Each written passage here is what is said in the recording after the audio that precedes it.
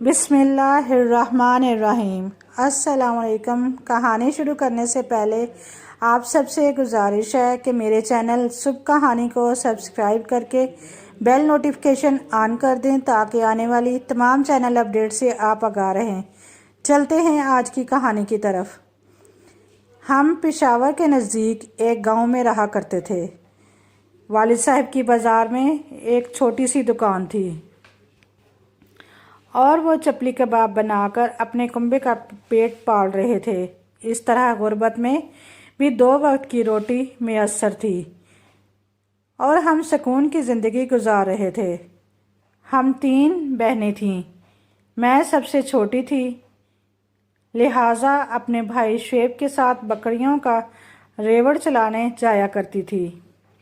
बड़ा भाई अयूब स्कूल जाता था, उसे पढ़ाई में दिलचस्पी थी।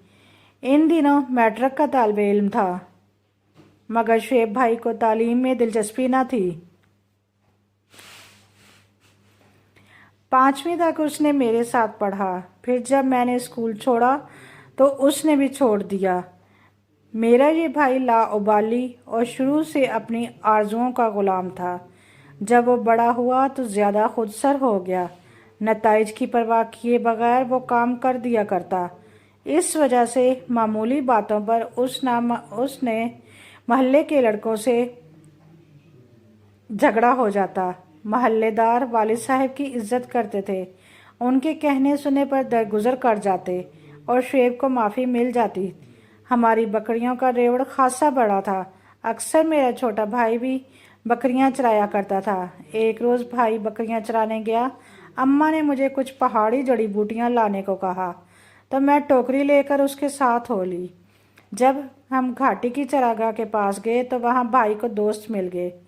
वो भी अपनी बकरियों के रेवड़ के साथ थे। यूं सब साथ अपने अपने रेवड़ लेकर बकरियां चराने लगे।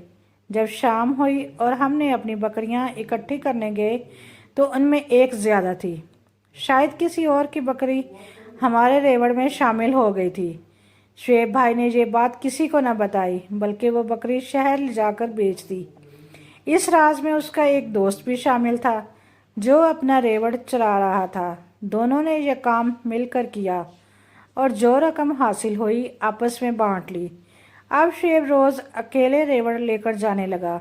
2 रोज़ बाद उसने किसी दूसरे रेवड़ से 2 बकरियां हाँक लीं और उन्हें बेचकर पैसे आपस में बांट लिए।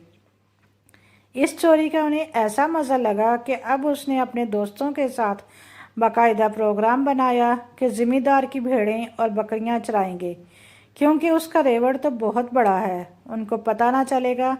एक रात ये 3 दोस्त मिलकर इसके बाड़े के पहुँचे। 2 ने पहरा दिया और तीसरे ने भेड़ें भांकी ताकि बाड़े से निकाल कर बाहर ले जाएं। महाफिज वहाँ करीब सो रहा था। उसकी लड़की भी दूसरी चारपाई पर सो रही थी। इत्तफाक के लड़की की आंख खुल गई। उसने शोर मचा दिया, मगर ये लोग निकल भागने में कामयाब हो गए। महाफिज की भी आंख खुल गई। उसने ज़िम्मेदार के नौकरों को साथ लिया और वारदात को आने वालों के कदमों के निशानात देखते हुए हमारे घर तक भी पहुंच गए। उन्होंने तीनों लड़कों को पकड़ लिया और खूब मारा। भाई के दोनों साथियों ने तो महाफिज के पैर पकड़कर माफ़ी मांग ली और अपनी जान छुड़ा ली, मगर भाई इनकारी ही रहा कि वो बाड़े की तरफ चोरी की गर्ज से गया ही नहीं था। मार तो खूब पड़ी थी कि बदन जख्मों से चूर था। बहरहाल वालिद के हाथ जोड़ने पर वो शुएब को ज़ख्मी हालत में छोड़कर चले गए और तंबिया कर गए कि अगर आइंदा तुमने ये हरकत की तो ज़िम्मेदार के हवाले कर देंगे।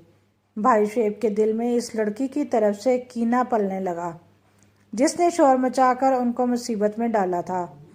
उसने अहद कर लिया कि इस लड़की से ज़रूर बदला लेगा। एक रोज़ वो गांव के कुएं पर गया। वहाँ वो लड़की पानी भर रही थी। शाम का वक्त था। दूर दूर तक कोई नज़र न आया तो शुएब ने इस मौके का फ़ायदा उठाया और लड़की को अपनी पगड़ी से बांधकर उठाने लगा और कस कर उसके दुपट्टे से उसका मुंह भी बांध दिया। वो 12 बरस की मासूम सी लड़की थी। उसने हाथ जोड़े तो उसको तरस आ गया और उसे नुकसान पहुंचाए बगैर पहाड़ी की ओट से लाकर वापस कुएं पर छोड़ दिया। لڑکی نے گھر جا کر ماں سے شکایت کی۔ اس کی ماں میری والدہ کے پاس فریاد لے کر آئی۔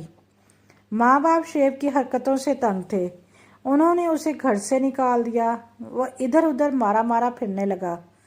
تبھی اس نے اپنا ٹھکانہ قبرستان میں بنا لیا۔ جہاں اس کے دو چار اس جیسے دوست آ جاتے، یہ دن کو جوا کھیلتے اور رات قبرستان میں مسجد کے پاس سو جاتا۔ جب کھانے کو پیسے نہ ہوں اور کام کرنے کی عادت بھی نہ ہو تو آدمی کیا کرے؟ شعیب کو نئی ترکیب سوچی، وہ قبرستان کا رکھوالا بن گیا۔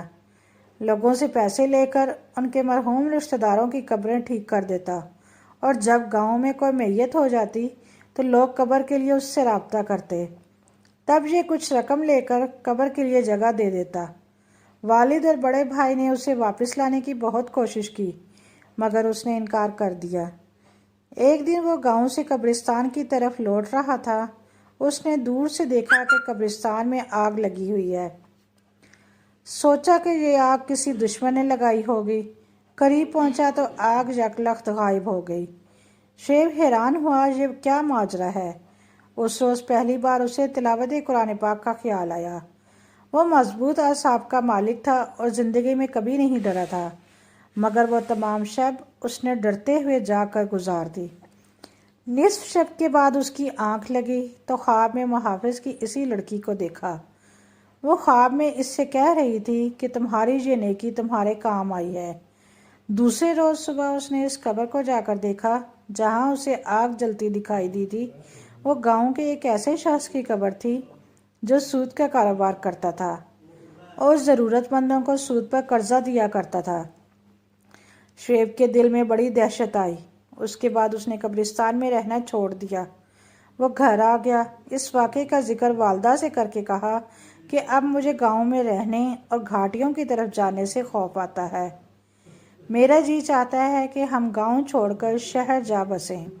ایسا فوری طور پر ممکن نہ تھا، لیکن کچھ عرصے بعد ہی ایسے اسباب بن گئے۔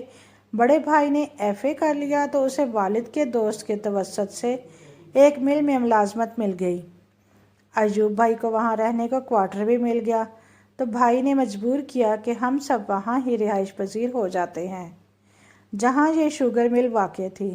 والد صاحب بھی غربت کے دیو سے لڑتے لڑتے تھک چکے تھے۔ گاؤں کے ڈھابے پر چپلی کباب کی فروخت سے اتنی آمدنی نہیں ہو رہی تھی کہ کچھ رقم پس انداز کر سکتے، اور ایوب بھائی کو بھی اکیلے اتنی دور بھیجنا نہ چاہتے تھے۔ جب کوارٹر ملنے کی خوشخبری سنی تو نقل مکانی پر آمادہ ہو گئے۔ غربت کی زندگی واقعی بڑا عذاب ہوتی تھی۔ ہم مدتوں یہ عذاب برداشت کرتے رہے تھے۔ میں، امی اور بہنیں رکی سکی کھاتے اور اچھے دنوں کی امید میں جی رہے تھے۔ بڑے بھائی کی تو نوکری لگ گئی، مگر چھوٹا آوارہ گرد ہو چکا تھا۔ تبھی والد نے سوچا شاید گاؤں چھوڑ دینے سے یہ اپنے جواری اور نکمے دوستوں سے دور ہو جائے تو سدھر جائے گا اور وہاں مل میں ہی کسی کام سے لگ جائے گا تو اس کی زندگی کو بھی سیدھا رستہ مل جائے گا۔ چاہے انسان شہر بدل لے یا گاؤں، آوارہ مزاج لوگوں کو ہر جگہ دوست بھی اپنے جیسے ہی مل جاتے ہیں۔ یہاں بھی جو صحبت شعیب کو میسر آئی وہ گنڈوں اور چور جواریوں کی ہی تھی۔ ان کے ساتھ رہ کر وہ نشہ بھی کرنے لگا، اس کے ساتھ فلمیں دیکھنا، سونے پر سہاگا ہوا۔ ان غلط قسم کے مشاغل کے لیے جب جیب میں پھوٹی کوڑی نہ ہوتی تو اپنے نئے دوستوں کے ساتھ چوریاں کرتے تھے۔ ان کی حرکتوں میں شامل ہو گیا اور چھوٹی موٹی چوریاں کرنے لگا۔ جو رقم ہاتھ آتی وہ نشے، جوئے یا سینما میں اڑا دیتا۔ اس کے دل میں برائی کا کوئی احساس نہ تھا اور نہ اپنے بوڑھے ماں باپ کے دکھوں کا۔ اس کے نزدیک زندگی کا کوئی مقصد نہ تھا، اگر تھا تو بس چھین چھپٹ کر کھانا اور نشے میں ڈوب جانا۔ ماں روتی، بڑا بھائی سمجھاتا تو بڑبڑاتا ہوا گھر سے نکل جاتا، پھر ہفتوں گم رہتا، یہاں تک کہ گھر والے اس کی شکل دیکھنے کو ترس جاتے۔ والد وفات پا گئے تو ایوب بھائی اکیلے ہی غربت کے محاذ پر لڑنے کے لیے رہ گئے۔ وہ ان دنوں گنوں کی مل میں کام کر رہے تھے۔ شعیب کبھی کبھی وہاں بھی بڑے بھائی سے پیسے مانگنے چلا جاتا۔ ایک روز وہ ایوب بھائی کے پاس گیا۔ وہ کام میں مصروف تھے۔ شعیب سے کہا کہ تم کچھ دیر مل میں بیٹھ کر میرا انتظار کرو۔ شعیب جہاں بھائی کے انتظار میں بیٹھا ہوا تھا، سامنے گودام تھا۔ اسے کچھ ایسی اشیاء نظر آئیں جن کو فروخت کر کے خاصی رقم حاصل ہو سکتی تھی۔ اس کے دل میں لالچ آیا کہ کیوں نہ ہاتھ کی صفائی دکھائی جائے، مگر اس وقت وہ اپنے ارادے کو عملی جملہ نہ پہنا سکا۔ اس نے واپس آ کر دوستوں سے ذکر کیا اور انہوں نے مل کے گودام میں چوری کرنے کا منصوبہ بنا لیا۔ 2 روز بعد جب چھٹی کی وجہ سے مل بند تھی، پوری منصوبہ بندی سے انہوں نے مل میں ڈاکہ ڈالا، مگر چوکیدار کی ہوشیاری سے پکڑے گئے۔ فوراً وہاں موجود دیگر محافظوں نے پولیس کو اطلاع کر دی اور یہ تینوں دوست حوالات لے جائے گئے۔ چوری کا سامان انہوں نے دیوار سے ادھر پھینک دیا تھا جہاں ان کے 2 اور ساتھی موجود تھے۔ انہوں نے وہ سامان لے جا کر کہیں چھپا دیا۔ اب پولیس بھائی اور اس کے ساتھ پکڑے جانے والے ساتھیوں پر تشدد کر رہی تھی کہ کسی طرح یہ سامان کا اتا پتہ بتا دیں، لیکن سزا سے بچنے کی خاطر یہ چوری قبول نہیں کر رہے تھے۔ تبھی شعیب کے 2 ساتھیوں کو علیحدہ لے جایا گیا اور پولیس نے اکیلے میرے بھائی سے پوچھ گچھ شروع کر دی۔ بھائی بہت سخت جان انسان تھا، سارا ظلم اور مار پیٹ برداشت کر لی، مگر اقرار نہ کیا۔ تبھی پولیس اہلکار ایوب بھائی کے ساتھ میری والدہ اور ہم لڑکیوں کو تھانے لے آئی۔ میرا بڑا بھائی تو بیچارہ بے گناہ تھا اور شعیب تھا کہ سامان کے بارے میں بتانے سے گریزاں تھا۔ تب سب انسپکٹر نے بھائی کو ڈرایا کہ اگر تم نے اپنے دیگر ساتھیوں اور سامان کے بارے میں ہم کو نہ بتایا تو ہم تمہارے گھر کی خواتین کو اذیت دیں گے۔ شعیب پھر بھی نہ بولا تو انسپکٹر نے سپاہیوں کو حکم دیا کہ اس کی ماں بہنوں کو اس کے سامنے بے لباس کر دو، جبکہ ہم برقع اوڑھے ہوئے تھیں۔ جب سپاہیوں نے ہمارے برقعوں کی جانب ہاتھ بڑھائے اور نقاب الٹ دیے تو شعیب کا چہرہ زرد ہو گیا اور وہ تھر تھر کانپنے لگا۔ پولیس والے ہمارے ساتھ سختی سے پیش آنے لگے تو بھائی سے برداشت نہ ہوا اور بولا، ان کو چھوڑ دو، میری ماں بہنوں کے سر سے اگر دوپٹہ بھی سرک گیا تو میں تمہارا خون کر دوں گا۔ سپاہیوں کے ہاتھ رک گئے۔ وہ بولے کہ ہماری ان خواتین سے کوئی دشمنی نہیں ہے، ہم بھی ماں اور بہنوں والے ہیں، مگر تم ہم کو ایسا ظلم کرنے پر مجبور کر رہے ہو۔ سیدھی طرح سے سب کچھ بتا دو تاکہ ہم ان خواتین کو عزت کے ساتھ گھر بھیج دیں۔ تبھی شعیب بھائی نے نہ صرف جرم کا اقرار کر لیا بلکہ اپنے گروہ کے باقی باندہ ساتھیوں کے نام بھی بتا دیے۔ جو سزا میرے بھائی کے نصیب میں تھی انہوں نے کاٹی، لیکن اس کے بعد سے آج تک وہ گھر نہیں لوٹا اور نہ اس نے ہم کو اپنی شکل دکھائی۔ وہ کہتا تھا میں اپنے ضمیر سے شرمندہ ہوں، ماں بہنوں کو اب اپنی منحوس صورت نہیں دکھا سکتا۔ اس نے چوری سے بھی توبہ کر لی۔ علاقے کے امام مسجد کے پاس گیا اور کہا کہ سر چھپانے اور پیٹ پالنے کے لیے ٹھکانہ اور وابستہ کوئی کام بتائیے۔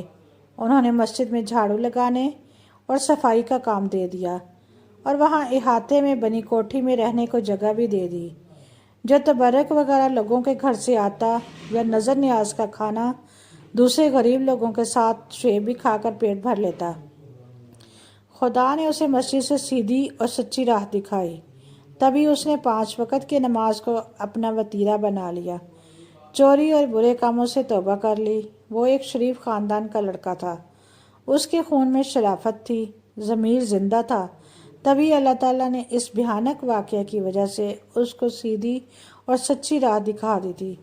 وہ نمازی اور پرہیزگار تو ہو گیا، مگر افسوس پھر کبھی گھر نہ لوٹا اور نہ ہمیں اپنا منہ دکھایا۔ وہ امام صاحب سے کہتا کہ مجھے آج بھی اپنے وجود سے نفرت محسوس ہوتی ہے کہ میرے برے اعمال کی وجہ سے ماں جیسی ہستی اور میری پاک باز بہنوں کو حوالات تک لایا گیا۔ اب میں کس منہ سے گھر جاؤں؟